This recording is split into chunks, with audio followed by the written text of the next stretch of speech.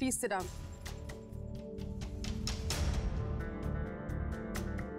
Court की कार्रवाई शुरू की जाए। योर ऑनर, इतिहास में शायद ये पहली बार होने जा रहा है जहां उस बच्चे की कस्टडी के लिए केस लड़ा जाएगा जो अब तक पैदा ही नहीं हुआ। यहां पे दो ऐसे लोग हैं जो उस बच्चे से बहुत प्यार करते हैं और वो यही चाहते हैं कि वो बच्चा पैदा हो जाने के बाद उन्हीं के साथ रहे। बिल्कुल सही कहा आपने, दोनों ही बच्चे की कस्टडी के लिए लड़ रहे हैं, लेकिन मेरी क्लाइंट मिसेस इशिता को सिर्फ बच्चे की ही नहीं बल्कि बच्चे की माँ की भी फिक्र है, लेकिन भल्लाज को सिर्फ बच्चा चाहिए। योर ऑनर, इस बच्चे की कस्टडी मेरे क्लाइंट मिस्टर रमन भल्ला को ही मिलना चाहिए क्योंकि मिसेस इशिता उस आने वाले बच्चे की रिस्पॉन्सिबिलिटी लेने के लिए बिल्कुल भी कैपेबल नहीं है। योर ऑनर, मैं इस कटघरे में मिसेस इशिता को बुलाना चाहूंगा। इजाजत है।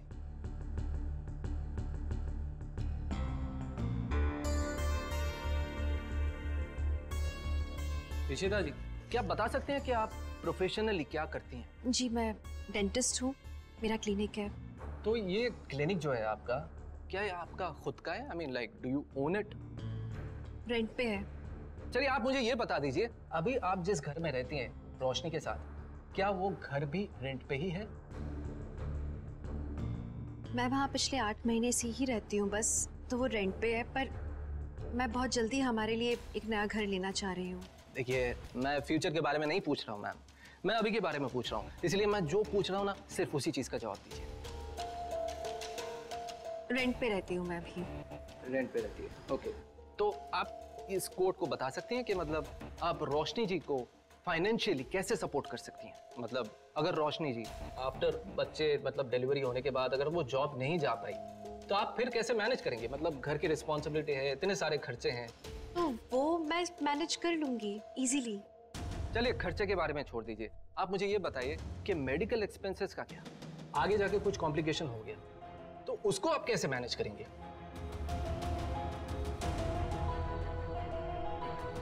अगर कोई बहुत मुश्किल वाली स्थिति आई तो मैं लोन ले लूंगी। Your honour, note this point, अगर आगे जाके कुछ भी इमरजेंसी आ जाती है तो मिसेस इशिता को लोन लेने की जरूरत पड़ सकती है, लेकिन मिस्टर भल्ला के घर में ऐसा कुछ प्रॉब्लम नहीं है। मिस्टर भल्ला फाइनेंशियली बहुत ही सिक्योर है, स्टेबल है मिसेस इशिता से। मिस्टर भल्ला की जो फाइनेंशियल कंडीशन है उसके रहते रोशनी के बच्चे को कुछ भी तकलीफ नहीं होगी। बहुत ज्यादा डिफरेंस है इशिता और मिस्टर भल्ला में। ऑब्जेक्शन योर ऑनर, मेरे क्लाइंट ने होने वाले बच्चे की सभी जरूरतों का सब अरेंजमेंट कर रखा है, उसे कोई फाइनेंशियल क्राइसिस नहीं है और ना ही होगी। योर ऑनर, इशिता के इनकम फ्लो बिल्कुल भी स्टेबल नहीं है, बल्कि मिस्टर रमन भल्ला के इनकम और इन्वेस्टमेंट बहुत ज्यादा स्टेबल है। उन्होंने उस बच्चे के नाम पे एक ट्रस्ट शुरू किया जो उस बच्चे की सारी एजुकेशन और बाकी सारे एक्सपेंसेस का ख्याल रखेगा उसके 21 साल हो जाने तक। मुझे नहीं लगता कि मिसेस इशिता इतनी सारी रिस्पॉन्सिबिलिटी उठाने के लिए केपेबल है।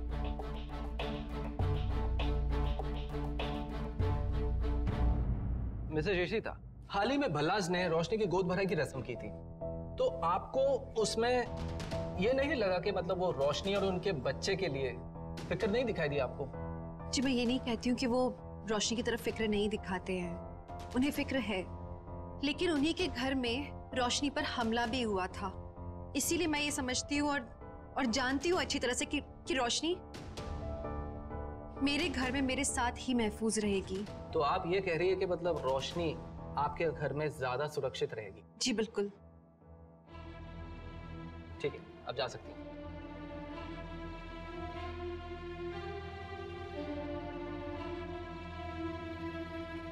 योर ऑनर, मैं अपनी अगली गवाह मिसेस सिमी खुराना को यहां पे बुलाना चाहूंगा। इजाजत है।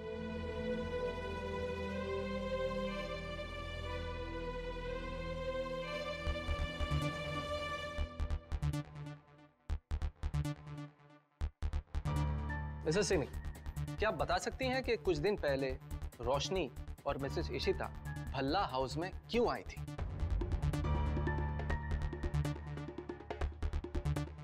जज साहब, क्योंकि रोशनी को इशिता के घर से किडनैप किया गया था।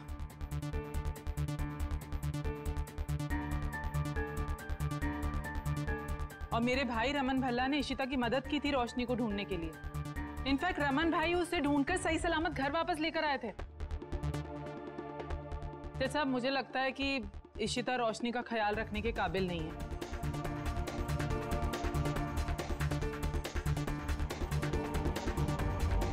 और जज साहब, मुझे लगता है कि रोशनी और उसके बच्चे की लाइफ डेंजर में डाल सकती है इशिता।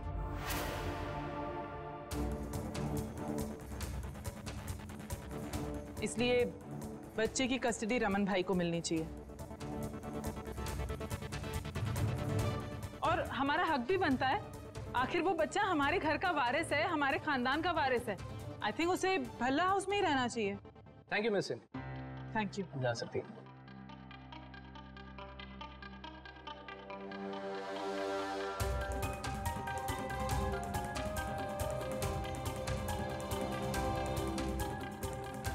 मिलॉर्ड, जैसा कि हम सब ने देखा, उस बच्चे की भविष्य भल्ला हाउस में ज्यादा अच्छा रहेगा।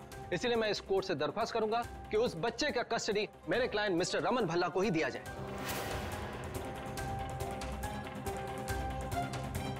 आगे की कार्यवाही की सुनवाई कोर्ट कल करेगी। तब तक के लिए द कोर्ट इज एडजॉर्न्ड।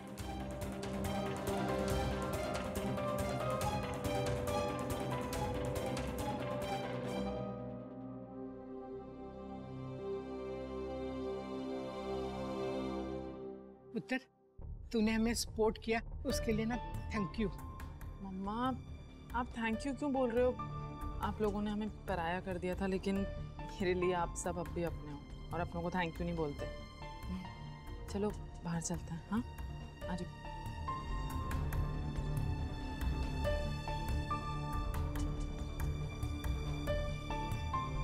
तुमसे एक मिनट बात करनी। मुझे कोई बात नहीं करनी है आपसे। ऋषिमा, एक बार सुन तो लीजिए। मैं आगे वेट करती हूँ।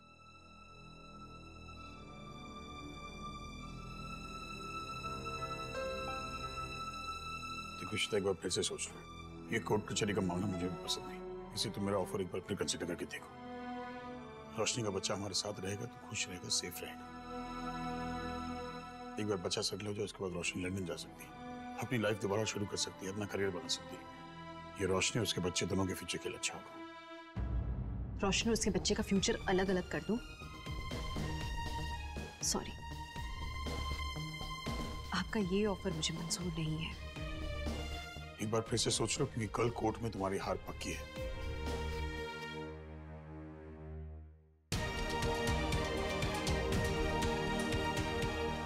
ज्यादा ओवर कॉन्फिडेंट होना अच्छी बात नहीं होती है रमन।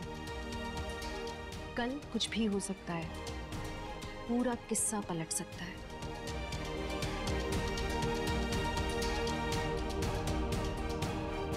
चलो आ जाओ आराम से। ऋषिमा, ये केस तो हम जीतेंगे ना?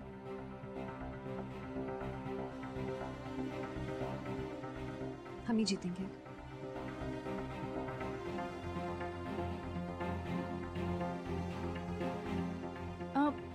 ऋषिमा, क्या हुआ? मुझे रेस्टरूम यूज करना है। हाँ श्योर, चलो।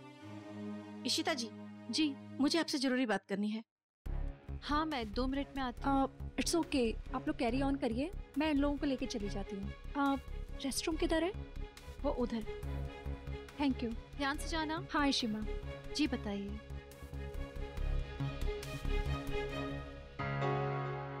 भाई, जो काम आप नहीं कर पाए, मुझे लगता है कि मैं वो काम कर सकती हूँ।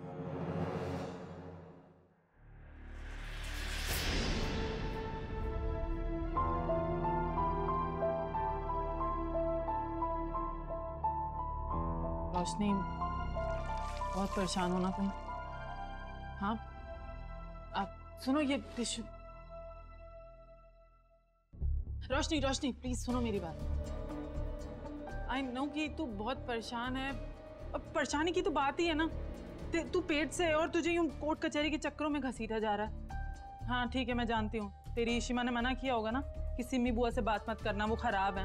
पर तू मुझे दिल पर हाथ रख के बता, मैंने वहाँ कोर्ट में जो कुछ कहा, क्या मैंने कुछ गलत कहा?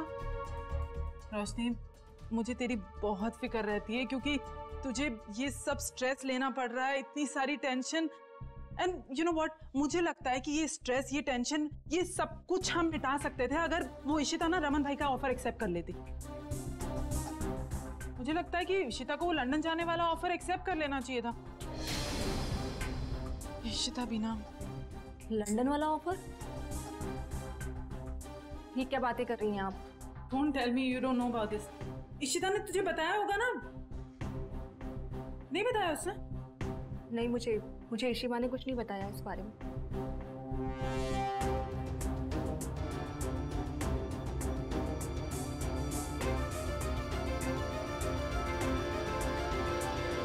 देख, मुझे लगता है कि अगर तू ये बच्चा भल्लास को दे देगी, उन्हें सौंप देगी, तो फिर शायद तेरे बच्चे की जिंदगी संवर सकती है और वो सब कुछ मिलेगा जो आदि चाहता था।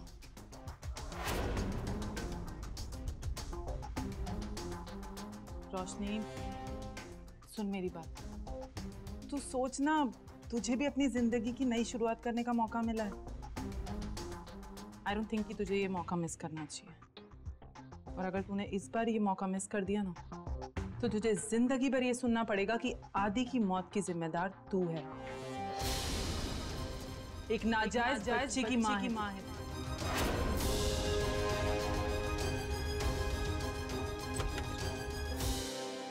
रोशनी, कहाँ रह गई थी तुम? क्या हुआ? कुछ नहीं इशिमा। ए, आर यू ओके? हाँ। कुछ चाहिए खाने को? इससे क्या हो गया रोशनी?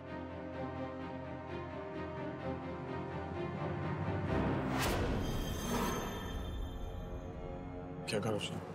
भाई, मैंने उसे सब कुछ अच्छे से समझा दिया और मुझे लग रहा है कि मेरी बातों का ना अच्छा खासा असर हुआ है उसको। तो अब वो आपका प्रपोजल मना नहीं कर पाएगी। तो समझो हमारा काम हो ही गया।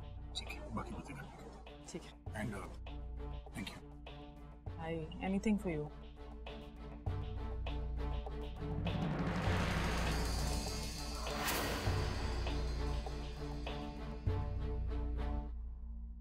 कैसे कर सकते हो आप ऐसा पापा? What is wrong with you? आप ये माइंड गेम्स क्यों खेल रहे हो रोशनी के साथ? एंड इस सब के लिए आप यूज भी किसको कर रहे हो? सिम्मी बुआ को। As if you don't know वो क्या करने की कैपेबल है। बात संभालने की जगह और बिगड़ जाएगी। पापा प्लीज ट्राई टू अंडरस्टैंड। मैं जानता हूँ मैं क्या कर रहा हूँ, पर सिम्मी को इससे इस्तेमाल कर, क्योंकि सिम्मी का कोई ज़मीर नहीं है। ये प्रपोजल के लिए मैंने खुद इशिता से एक बार बात की थी, लेकिन इशिता मेरी बात समझने को तैयार नहीं। That's why I have to use him। और कभी कभी ना, जब घी सीधे मुंह से ना निकले तो उंगली टेढ़ी करनी पड़ती है। आपको जो करना है करो, लेकिन मुझे सिर्फ इतना पता है आप जो कर रहे हो वो गलत है। एक माँ को अपने बच्चे से दूर करना गलत है। मैं सिर्फ आलिया और रोशनी दोनों की जिंदगी संवारने की कोशिश कर रहा हूँ। कभी कभी ना तुम अपनी उम्र से ज्यादा बड़ी बातें करती हो, which is not right।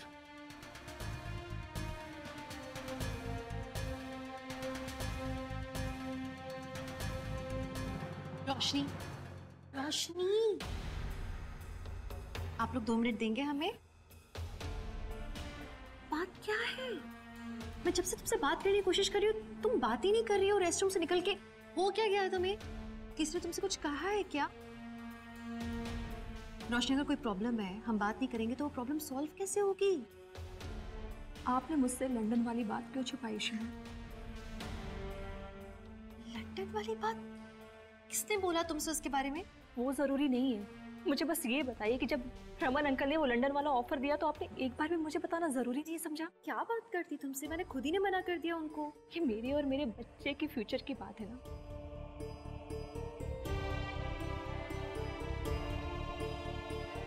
I'm sorry, you're right. मुझे डिस्कस करना चाहिए था, बट जेन्युइनली रोशनी, मुझे ये लगा था कि तुम खुद ही मना कर दोगी इस ऑफर के लिए। तुम थोड़ी ना अपने बच्चे को छोड़ के लंदन जाओगी, इसीलिए मैंने मना कर दिया। और मैं तुम्हें स्ट्रेस आउट नहीं करना चाहती थी। स्ट्रेस की क्या बात है? आई मीन इसमें गलती क्या है? अगर हम ये ऑफर एक्सेप्ट कर लेते हैं तो मेरे बच्चे को एक जायज नाम मिलेगा, परिवार मिलेगा, सोसाइटी में इज्जत मिलेगी। और अगर मेरा बच्चा फाइनेंशियली और इमोशनली सिक्योर है तो बस, और इसके लिए वो मुझसे दूर भी रहे तो मैं वो जुदाई सह लूंगी इशिमा। तुमको आइडिया भी है कि तुम क्या बात कर रही हो रोशनी? तुम सोच क्या रही हो? तुम अपने बच्चे को छोड़ के लंदन जा पाओगी? हाँ, क्यों नहीं? ये मेरे और मेरे बच्चे की जिंदगी का फैसला है। मैं चाहती हूँ आप ये मुझे लेने दीजिए। तुम किसकी जुबान बोल रही हो? आपको मुझ पर इतना भी ट्रस्ट नहीं है। अगर मुझे ये लंदन वाले ऑफर के बारे में पहले पता होता ना, मैं पहले ही एक्सेप्ट कर लेती। ये कोर्ट का झमेला ही नहीं होता हमारा। This is not you Roshni, this is not you. मेरे सवाल का जवाब चाहिए मुझे। ये किसकी जुबान बोल रही हो तुम? किसी ने तुमसे कुछ कहा है? Roshni, you have to tell me, किसी ने कुछ कहा है तुमसे? इशिमा घर चलिए।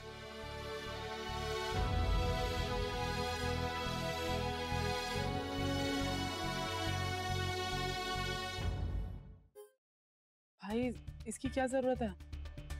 रख ले सर।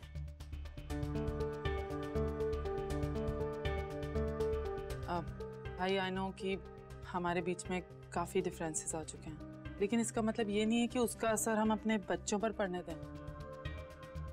आदि के बच्चे के लिए अगर मैं कुछ भी कर सकती हूँ ना, तो मैं कभी पीछे नहीं हटूंगी। और फिर कोई माने या ना माने, लेकिन आदि मेरे दिल के बहुत करीब था भाई।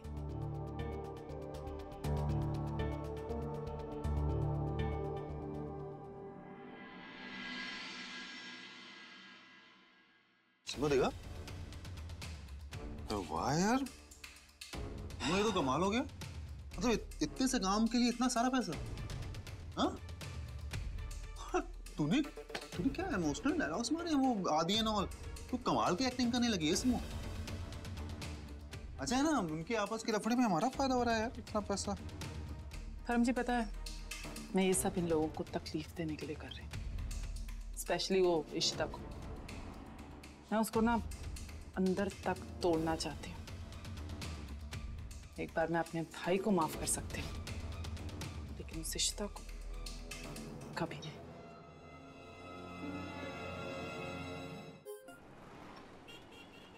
जब तुमने ये तय कर ही लिया है तो हम यही करेंगे।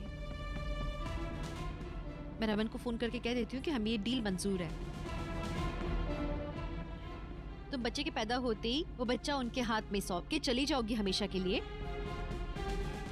ना उसे छुओगी, ना उसे गोद में लोगी, ना कभी उसे देखोगी, राइट? डील के मुताबिक। Very nice, so we'll do that. अगर तू ये बच्चा भल्लास को दे देगी, फिर शायद तेरे बच्चे की जिंदगी संवर सकती है। बच्चे का पता नहीं क्या होगा, क्योंकि बच्चे को तो पैदा होते ही माँ चाहिए होती है, क्योंकि पेट में तो वो अपनी माँ की आवाज सुनता है। तुझे जिंदगी भर ये सुनना पड़ेगा कि एक नाजायज बच्चे की माँ है तू। It's okay, how does it matter? क्योंकि बच्चे की जिंदगी का डिसीजन तो तुम ले ही चुकी हो, तो ठीक है, वैसा ही होगा अब। तुझे जिंदगी भर ये सुनना पड़ेगा कि तो पैदा होते ही माँ चाहिए होती है, फिर उसे माँ का प्यार चाहिए होता है।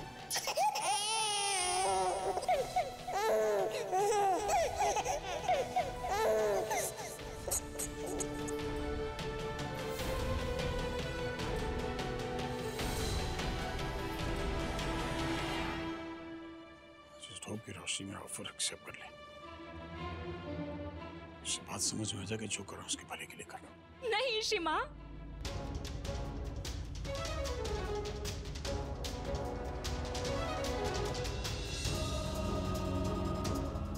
रोशनी, I understand your confusion. Roshni, you have to think it through. तुम ऐसे कुछ भी डिसीजन नहीं ले सकती हो। मैं पता नहीं क्या सोच रही थी शिमा। मैं एक ऐसे बच्चे का त्याग करने चली थी जो अभी दुनिया में आया भी नहीं है। कितनी बुरी माँ हूँ शिमा, मैं कितनी बुरी माँ हूँ।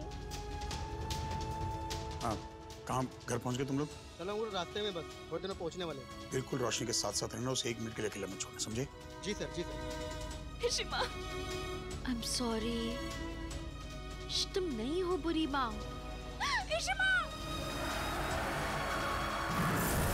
ओह नो! क्या हुआ? मैडम की गाड़ी का।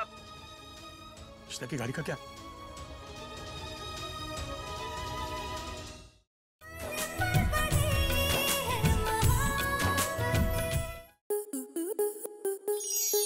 स्टार प्लस के ऐसे ही और बेहतरीन लम्हे देखने के लिए सब्सक्राइब करें हमारे YouTube चैनल को।